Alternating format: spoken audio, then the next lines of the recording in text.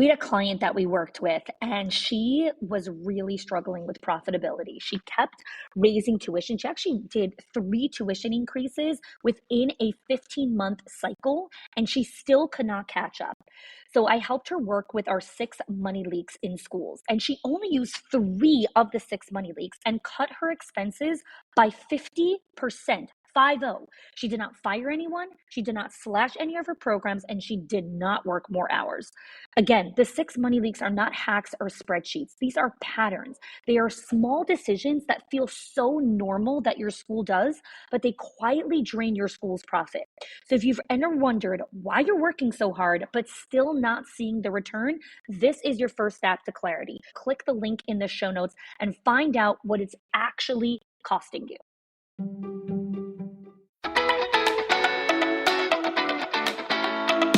Welcome to the Schools of Excellence podcast, where we have conversations about education, leadership, and building a school of excellence. The goal on this show is to bring you clarity, up-level your mindset, and give you practical strategies and inspiration so you can show up with confidence and trust your decision-making. I'm Chani Wolshansky. I'm a mom of 4 under 10, a former New Yorker, and been in the early childhood field my entire life. And I'm so grateful that you've joined me for this conversation. Welcome back to another episode of the Schools of Excellence podcast. This is part 4 in our 5-part series of the paradoxes of school leadership. So the last couple of episodes the first episode I did an introduction to what the paradoxes of school leadership are, why we need to understand what these paradoxes are and how they really impact our leadership and our decision-making. And then I really started to explain and uncover each of those paradoxes. So we spoke about the paradox of choice, we spoke about the paradox of success, and today we're going to be talking about the paradox of control.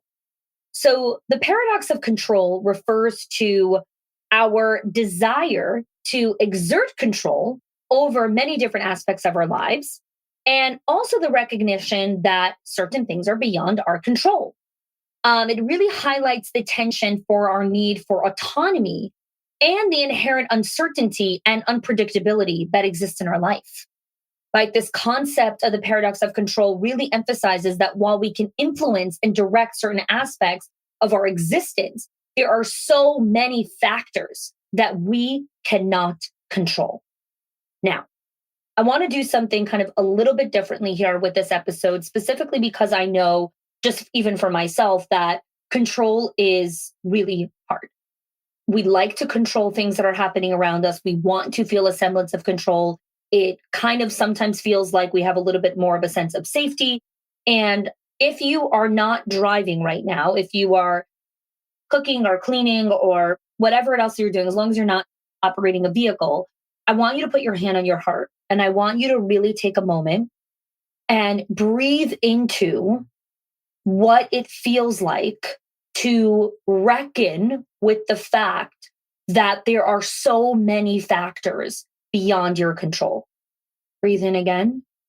I want you to draw attention to where you are feeling tightness inside of your body when you think about, oh, I can't control that. So even if you might be visualizing right now a particular decision that you're trying to make, or a particular thing that's happening in your life, whether that's your personal life or the center, and you're recognizing that there are a lot of contributing factors that are not in your control. Where are you feeling it inside of you? Right? So going out of your head and down, dropping into your body, where are you feeling the tension? We want control, but what we actually need is trust. What we actually need is flow state and letting go. What we actually need is peace and rest and restoration. What we actually need is trusting in a higher power, in God, and recognizing that there's so much uncertainty, and uncertainty has always been a part of life. And risk is an inherent part of so many things that you're going to go after, and trusting that process. So I want you to come back here, come back up from your body. And I want to share some specific examples of how the paradox of control really manifests itself inside of organizations. Number one is decision-making and autonomy. The paradox of control really comes up when school leaders are really trying to strike this balance between exercising their authority inside of the center when it comes to policies, procedures, values, mission, organizational infrastructure, whatever it is. And at the same time, allowing teachers to have input and autonomy in the decision making process that directly impacts their classrooms. So leaders are really consistently striking this balance between exerting authority of like who's making the rules and what the mission is and what the vision is and where the direction of the company is going and what the goals are and what are we tracking and what are the metrics and what's our profit margin and all of these different factors, and also bringing in autonomy for teachers to also be a part of a big part of the decision making process that impacts their classrooms. So this can again sometimes feel paradoxical in nature, where how much input do you have when it comes to certain things that are happening in the classroom versus how much collaboration do you create with your staff? And again, there's no perfect recipe. If you're waiting for the perfect recipe or the perfect percentage, it doesn't exist. It's not what this conversation is about. Where else do we see the paradox of control show up? In classroom observations and feedback. So the leader is coming in to conduct classroom observations and wants to provide constructive feedback while also respecting a teacher's individual teaching styles and their own approaches to leading a particular classroom. So inside our Directors Inner Circle, we have a whole framework called the Classroom Observation Framework. And we walk you guys through the 6 performance keys, which are the 6 key pillars that all teachers need to be doing in order to be a teacher of excellence. And then we walk you through the framework of how to observe each of those keys, how to come into the classroom with intention, how to know what you're looking for, the right questions that you're supposed to be asking, how to follow up and have that conversation with the teacher after, how to set measurable targets, how to give the teacher very tangible, digestible strategies that they could take action on, how to close the feedback loop to make sure they're implementing it, and how to follow through and set new targets, right? It's a whole cycle. And so we have that entire framework inside of our Directors Inner Circle. If you're interested, you could click the link in the show notes. There's more information there. And so going back to the paradox of control, is the paradox lies in the leader comes in and wants to give feedback on a particular thing that they're seeing in the classroom. Maybe it's a circle time. Maybe it's a particular way that the teacher set up a learning invitation or provocation to play. Maybe they were observing outside in the class, in the playground, and they noticed that there was a safety issue that they deemed as a safety issue.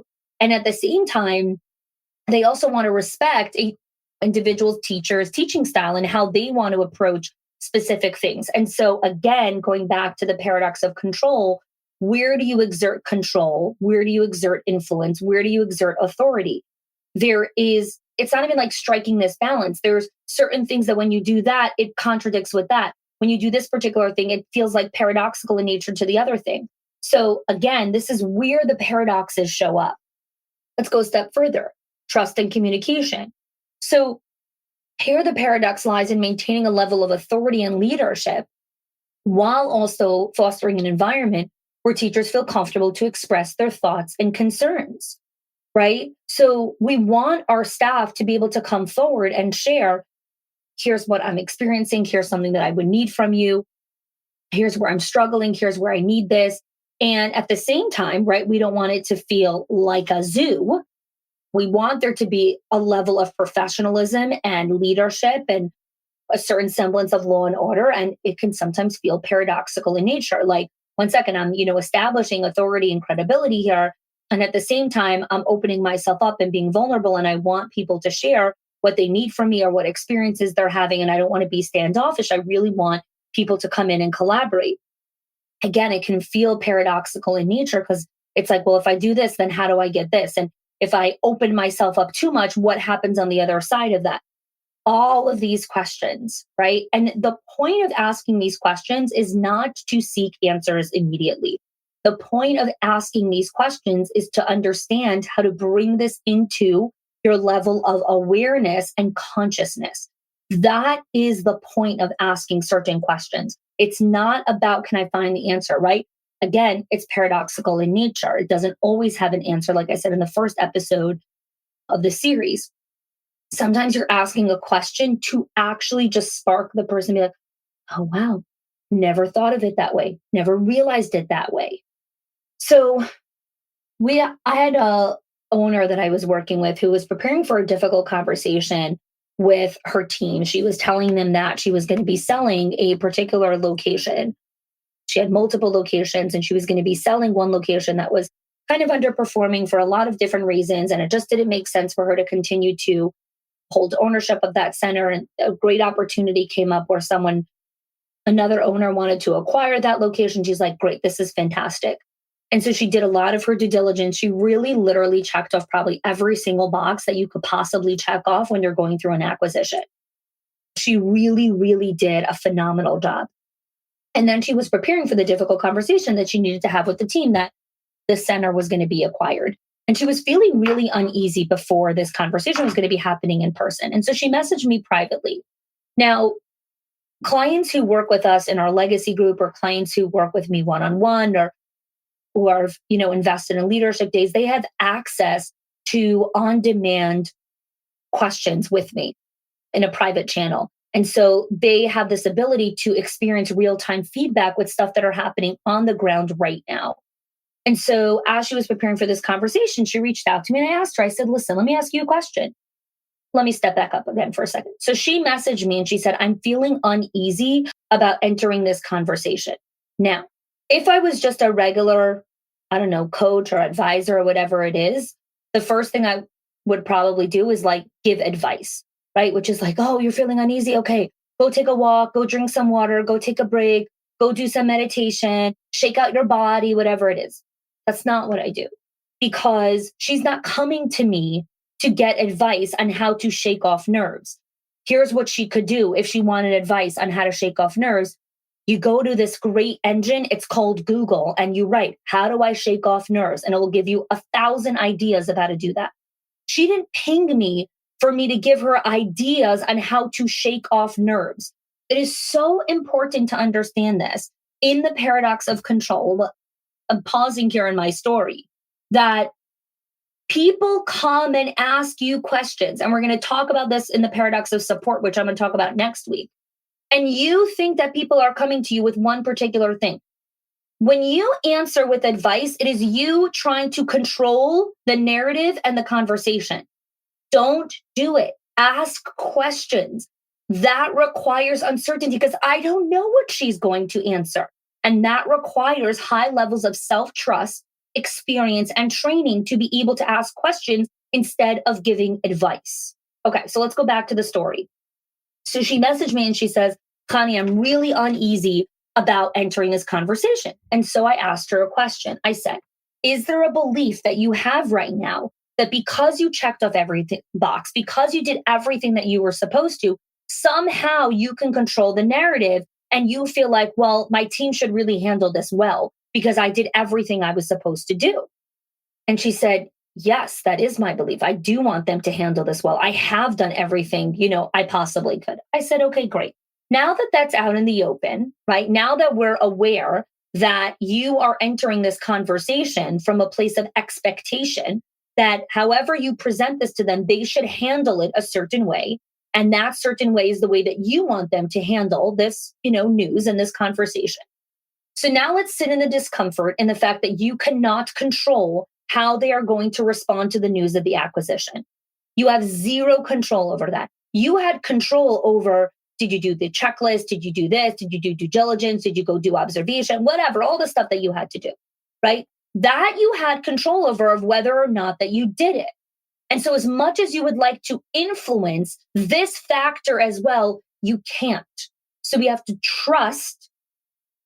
trust that we've done our due diligence. We've done everything we're supposed to. We are showing up with our own integrity, our own values, that we have done what we need to do.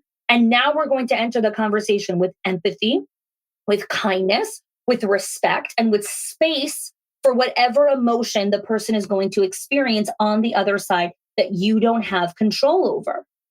I'm going to tell you another story because I think these stories really help us see how much control is infiltrating our decision making. So there was another client that I helped map out a really big project that they had going on. They were preparing for a huge community event that they were hosting. And not only were all the parents coming, they also had the mayor coming. And it was a really, really big deal. They're a school that has been around for a while, but they're kind of getting their footing now and really building kind of this brand equity in the marketplace. And they're really excited about this. And the mayor was coming. And so they planned for this for months. And I had helped them with the project and the mapping and all the stuff associated with it and the mindset work and everything. And so she was preparing for the postmortem. And for those of you that don't know, a postmortem is really this meeting where all the stakeholders that are part of an event or a decision or whatever it was come together after the event to reflect on what worked, what didn't work, what were the mistakes, what can we learn from it, what do we want to do better next time. It's called a postmortem. And so what I love about the Schools of Excellence community that we've created is that people come to ask us questions before they enter certain conversations, right? They come and she knows how to run a postmortem. She didn't come with like, how do I run the postmortem? She knows what questions to ask. She knows how to lead a conversation. She was coming to me and asked me, what questions do I need to ask myself before I enter this conversation, right? What am I maybe not aware of? So I said, okay, let's walk through this. When you enter the postmortem, you're sitting with your team and you're saying, what went well, what went wrong, what can we improve next time? And she said, yeah. I said, okay, great. And then what happens after that? She's like, well, we look at, the mistakes and where did the mistakes go wrong and whatever it is. And I said, okay, now I want you to sit with the fact that next time you run the event, you're going to make new mistakes. And then she's like, what? What do you mean I'm going to make new mistakes? And I said, well, because of your beautiful humanity, you are going to make mistakes again the next time you run this event. So even though you're going to run the event the exact same way, you're going to do all the exact same things, maybe you'll switch a couple of things, you're still going to make new mistakes because there are so many factors that are still always going to be beyond your control.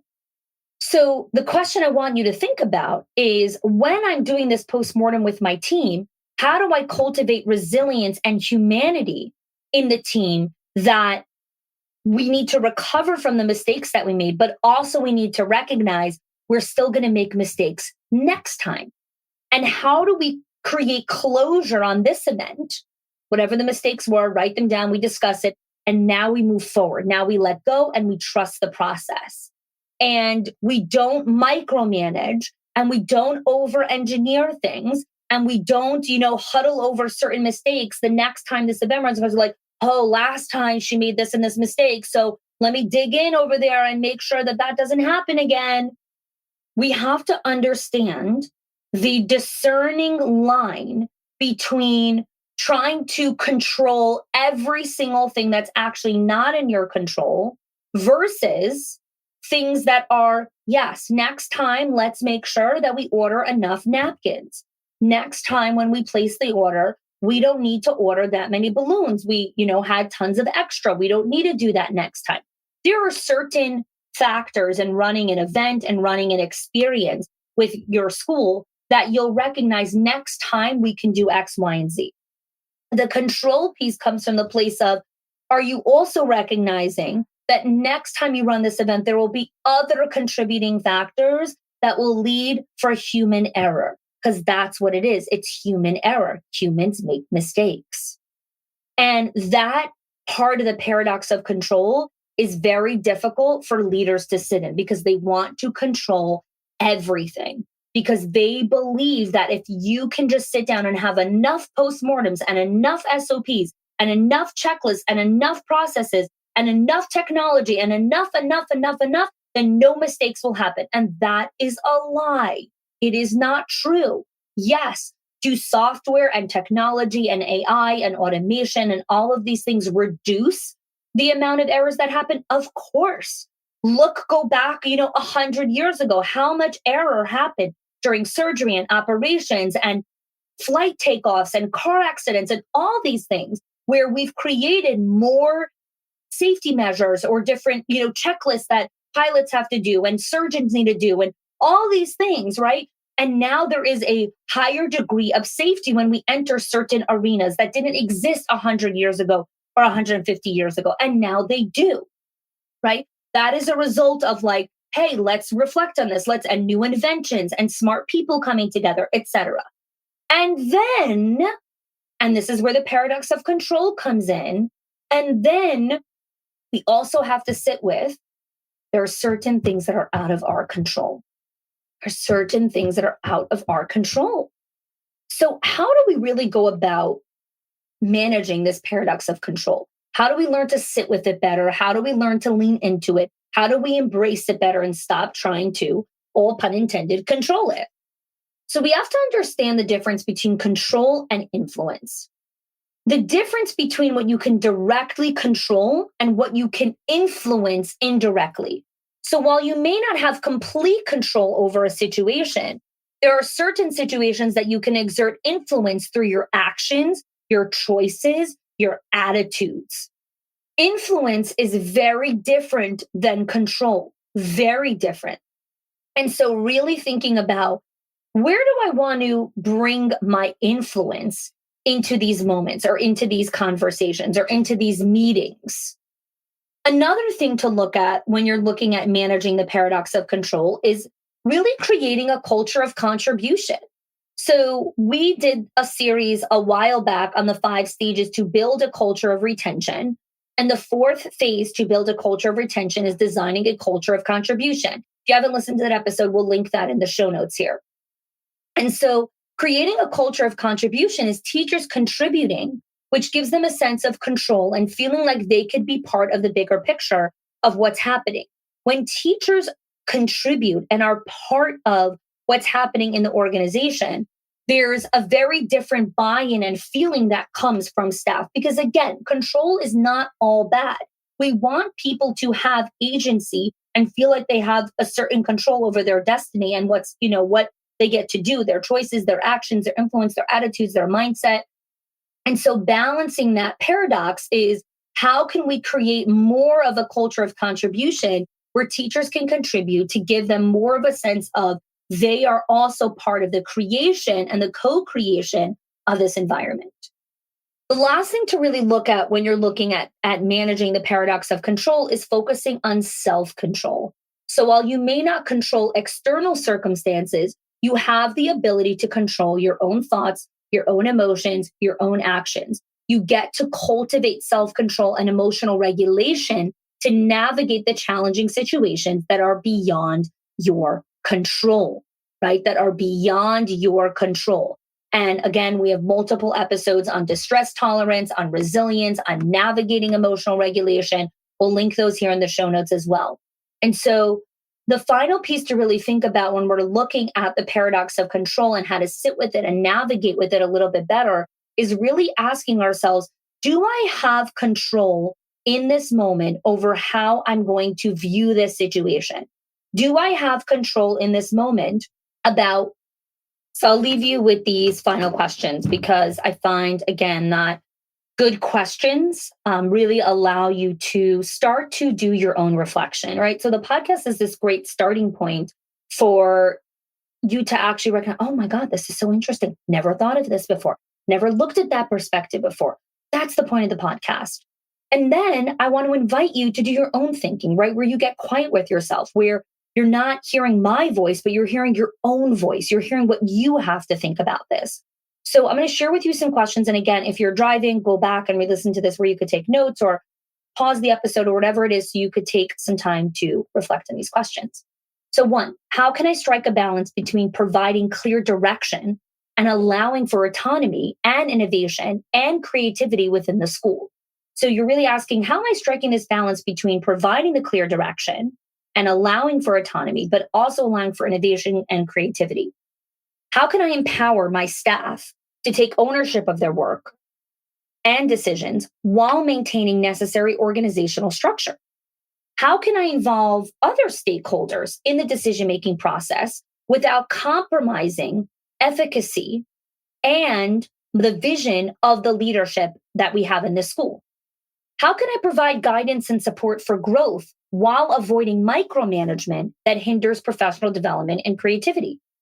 How can I build a culture of trust and accountability that allows for autonomy while ensuring that responsibilities are fulfilled and commitments are met?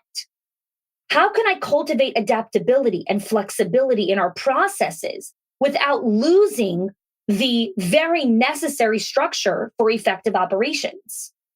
And lastly, how can I encourage a culture of continuous learning where mistakes are seen as opportunities for growth without losing sight of the desired outcomes?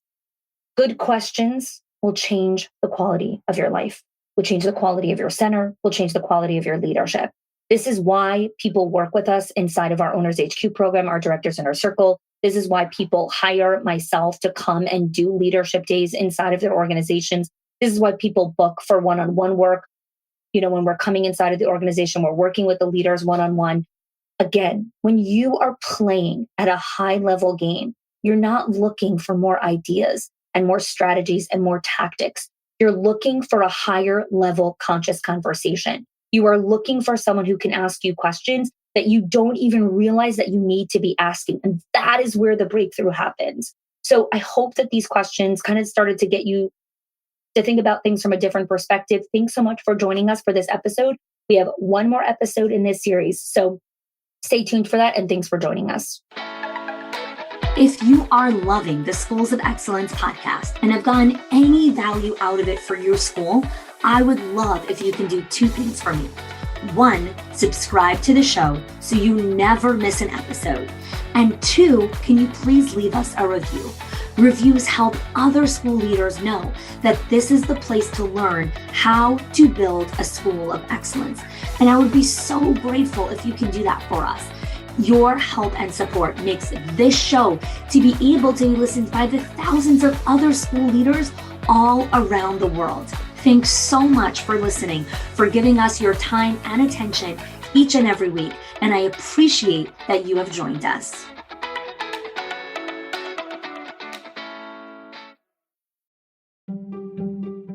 If your accountant has ever told you to cut back on professional development or slash your teacher appreciation budget or your staff development budget just so you could stay afloat, or has told you, hey, you probably can't go invest in that program, please listen.